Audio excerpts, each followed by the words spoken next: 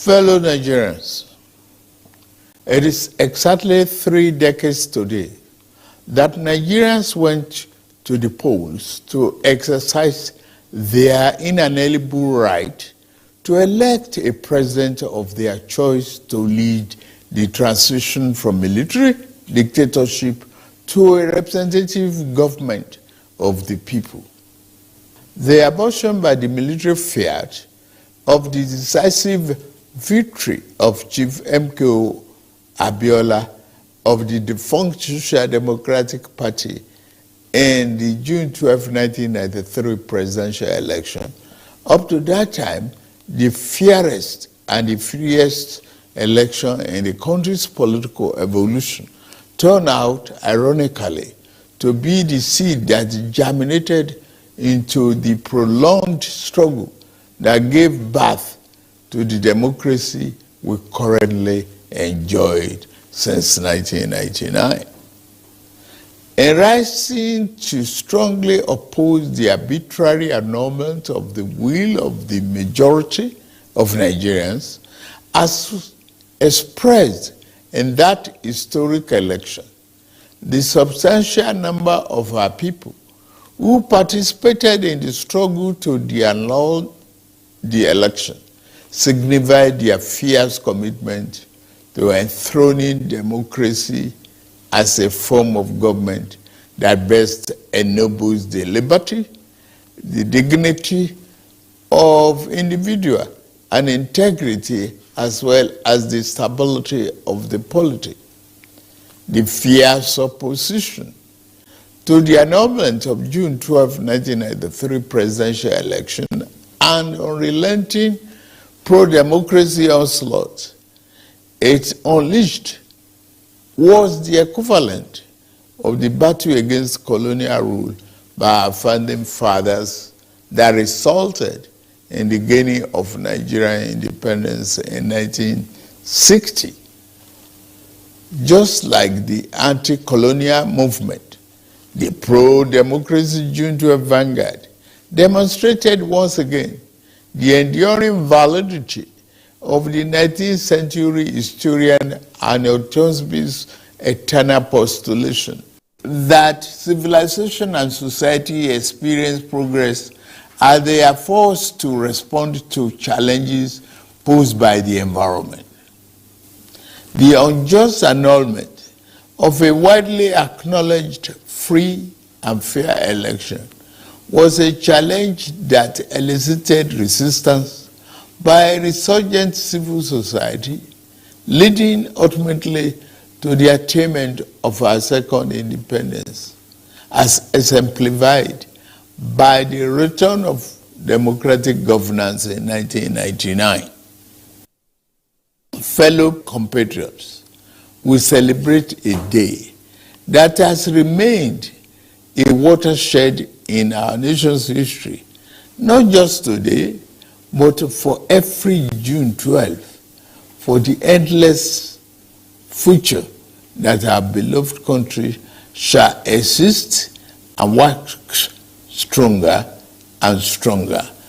Generation of Nigerians will always remember themselves that the democracy that is steadily going to become the defining essence of our polity was not gifted to us on a silver platter. We can easily recall the sacrifice and the martyrdom of Chief MKO Abiola, the custodian of the sacred mandate that was so cruelly annulled. He sacrificed his life in unyielding patriotic defense of the ideals of democracy, as symbolized in his choice by his fellow countrymen and women as their duly elected president. There was an easier choice for him. It was to forgo the justice of his cause and opt for the path of ease and capitulation in the face of the tyranny of power. To his eternal credit, and immortal glory? Abiola said no.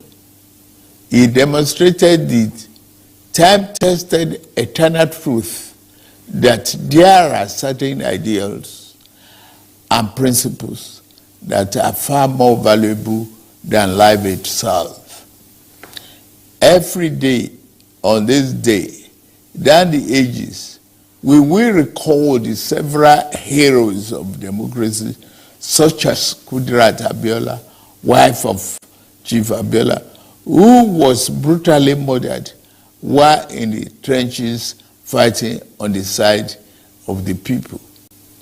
We remember Pat Alfred Rewani, one of the heroes of our independence struggle, and Major General Shehu Musaya Adua, retired, who was silenced by the military junta while in pursuit of democracy.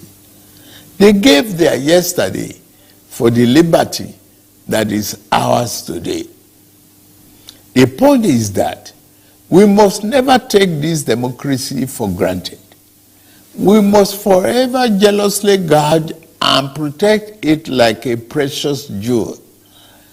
For a people can never truly appreciate the freedom and the right democracy guarantees them until they lose it.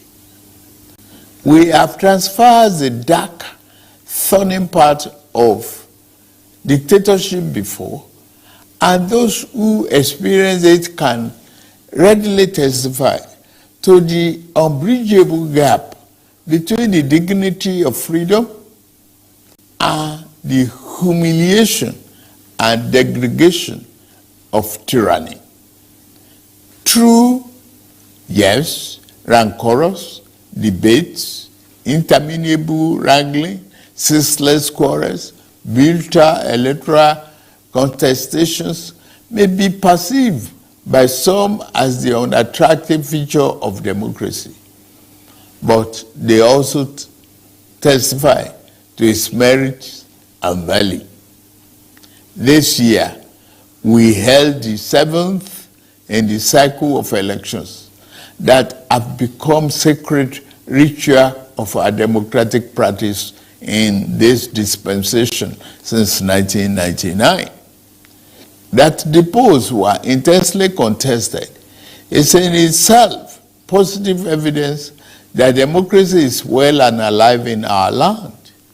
It is only natural that even as those who won and experienced victory in various elections are elated and fulfilled, those who lost are disenchanted and disappointed.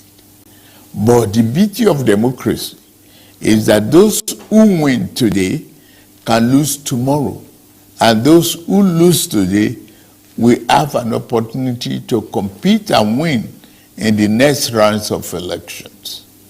Those who cannot endure and accept the pains of defeat in elections do not deserve the joy of victory when it is their turn to triumph. Above all, those who disagree with the outcome of the elections are taking full advantage of the constitutional provisions to seek redress in court. That is one of the reasons why democracy is the best form of government invented by man.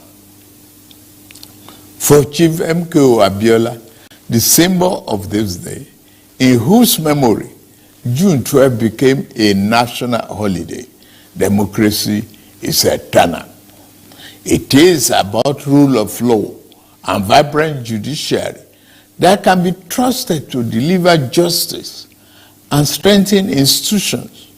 It has become imperative to state here that the unnecessary illegal orders issued to truncate or abridge democracy will no longer be tolerated.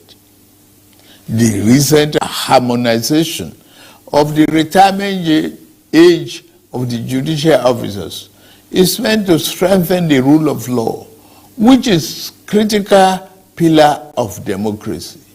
The reform has just started.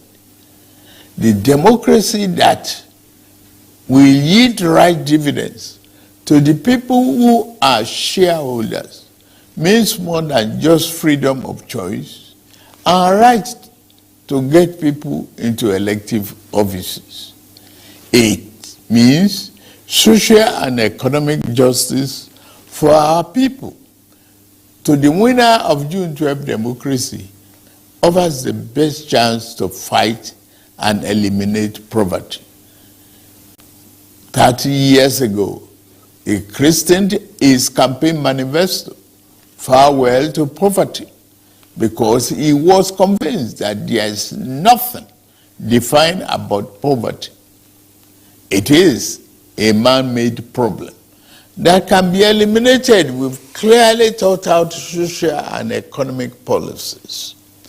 It is for this reason that in my inauguration address on May 29, I gave effect to the decision taken by my predecessor in office to remove the fuel subsidy, the albatross, and free up the collective use of much needed resources, which had hitherto been pocketed by a few rich.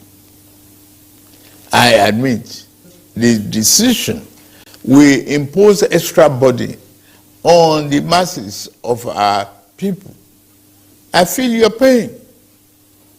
This is one decision we must bear to save our country from going under and take our resources away from the stranglehold of a few unpatriotic elements. Painfully, I have asked you, my compatriots, to sacrifice a little more for the survival of our country. For your trust and belief in us, I assure you that your sacrifice shall not be in vain. The government I lead will repay you through massive investment in transportation, infrastructure, education, regular power supply, healthcare, and other public utilities that will improve the quality of lives. The democracy MK Abiola died for is one that promotes the welfare of the people over personal interests of the ruling class, and one where the governed can find personal fulfillment and happiness. That is the hope MK Abiola ignited throughout our country in 1993. On this year's Democracy Day, I enjoy all of us, to rededicate ourselves to strengthening this form of government of free people that has been our guiding light these past 24 years. In particular, those of us who have been privileged to elect into public office at various levels in both the executive and legislative arms of government must recommit ourselves to offering selfless service to the people and delivering concrete democracy dividend in accordance with our electoral promises. On my part and that of my administration, I pledge anew our commitment to diligently fulfilling every component of our electoral pact with the people, the Renew Hope agenda. We shall be faithful to truth, faithful to equity, and faithful to justice. We shall exercise our authority and mandate to govern with fairness, respect for the rule of law, and commitment to always upholding the dignity of all our people. On this note, I wish us a happy Democracy Day celebration and pray that the light of liberty shall never be extinguished in our land.